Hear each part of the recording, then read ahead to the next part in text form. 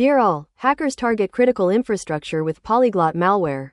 Recently identified a malware targeting aviation, satellite communications and transportation infrastructure organizations. The identified malware is named as Polyglot. This new threat cluster named unk_crafty_camel is leveraging advanced obfuscation techniques to evade detection and to deliver custom Gobuster backdoor.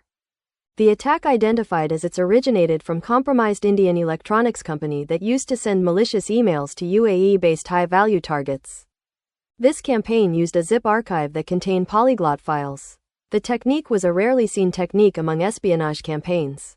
This polyglot files contain a dual-structured payload designed to interpret it differently depending on the application reading the file. This zip archives also known as using masked files like XLS files, PDF files etc. This malware file allows threat actors to bypass security defenses and execute malicious payloads.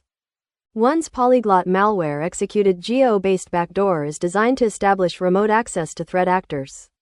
Mitigation Strategies. Update SIEM, EDR endpoint security software with IOCs. Keep antivirus, endpoint security solution up to date.